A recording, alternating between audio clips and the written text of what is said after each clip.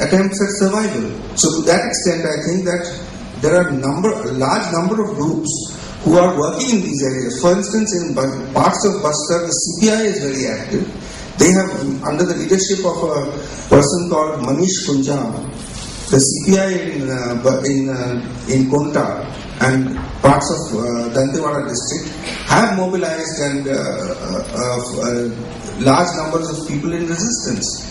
So anybody who helps them in this process of resistance is going to help them in their struggle for survival. And to that extent, I believe that the way in which the Maoists have organized people over large areas to help to fight for their rights, to retain their hold over the resources that they command, I think that it has helped them in their struggle for survival.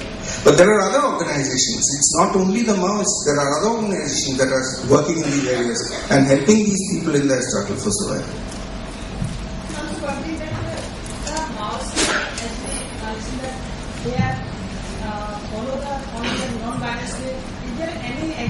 Where they follow the peaceful way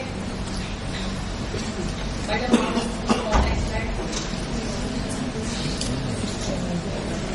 I think, my approach is to look at the struggles of the people themselves. Okay, I'm not looking primarily at Maoism as a political, structure. I am looking at the struggles of the people to stay alive, and there I think, and that is what I give primacy to. And there I think that, large numbers of them are taking part in their struggle for survival without taking part in any violent activities.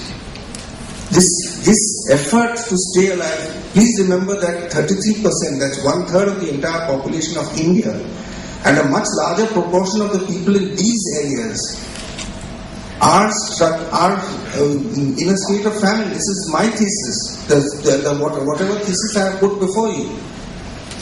And they are in a state of famine and they are struggling to stay alive. So anybody who helps them in this struggle is their friend.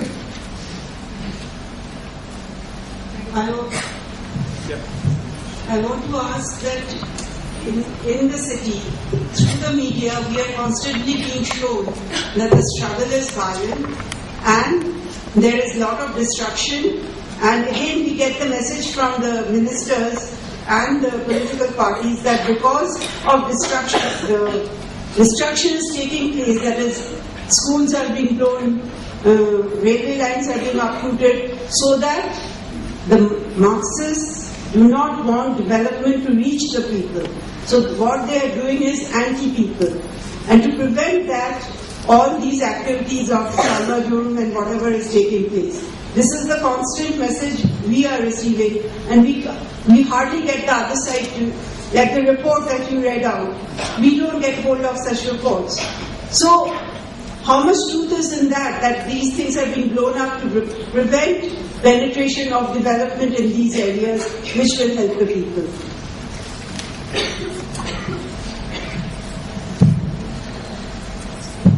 Excuse me. Sir, this is... Go ahead. Pardon me if I sound too impudent, but I would like to hear from you some reflections on the time that you were forced to spend in prison.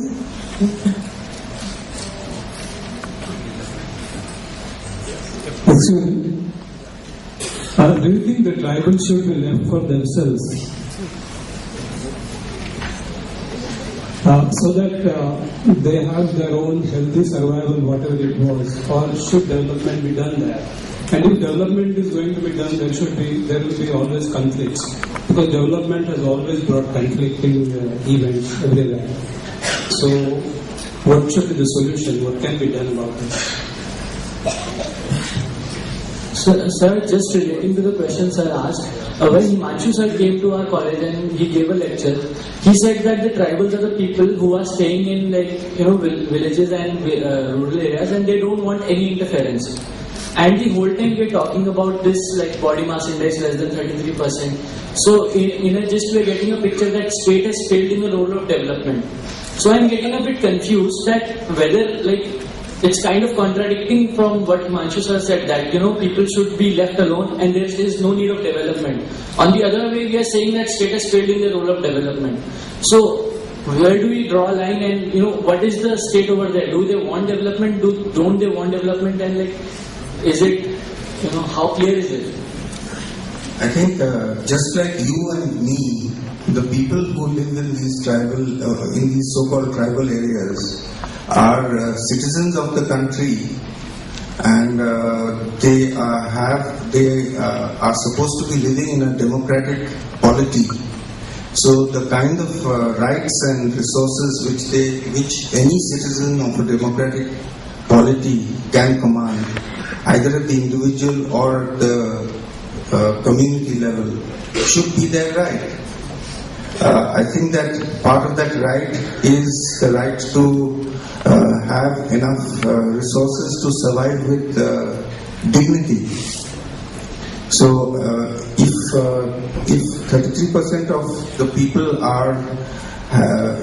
have a body mass index of below 18.5, I think that is not the rights that they are not enjoying the rights which are due to them under our constitution. So that is how I would tend to look at the problem. I don't think that it is a problem that we can look at it as what we should do to them or what they should, I think that we should not look at this problem in that light. We should look at it as what are the kind of rights that they enjoy and whether they are actually able to enjoy those rights or not. This is how I would look at it. There was another question from here, ma'am. Yes. The information we are getting is that the Maoists do not want development to take place in the tribal areas. Yeah. That is why they are, to prevent that all this is happening. And that is why Salwajulu and such things will help. I don't think Salwajulu is directed towards development of the tribal areas at all. I think our findings are that Salwajulu is basically directed at clearing the land for certain purposes which are not immediately made clear. But it is, I think that basically it is a land. There is practically no doubt that it is a campaign to clear certain areas of the populations that have been resident in those areas. So what is the purpose of that? That is something that is a matter for subsequent analysis and speculation. But that it is a land clearing operation seems to be, there doesn't seem to be any doubt on that score. The first part of the question that they want to prevent development, Marxist. I would not be able to throw light on that. Excuse me, sir. Yes. So I have heard that people who are involved in Salwajulu, forces who are in Salwajulu, are also tribals. Yes. What is the reason one tribal killing another tribal? Is it just because they have paid something by this administration or the state government? And what is the reason why one tribal is killing another tribal brother? There are differentiations within the tribal population just as there are differentiations within the population of human beings. So there are reasons for Mahindra Karma represents certain kinds of forces within the tribal communities, and those forces find the interests of the broader mass of tribals inimical to their own interests. So they are interested to participate in an organization like the Salwajulu. And incidentally, these kinds of approaches to these areas, there is a long history of such approaches. I don't want to go into the details of that history now, but these are standard procedures, and they are similar attempts are being also undertaken in places like other states.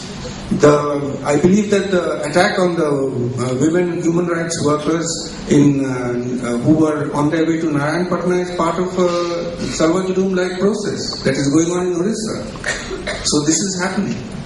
Yeah, I have a question actually. I think the planning commission headed by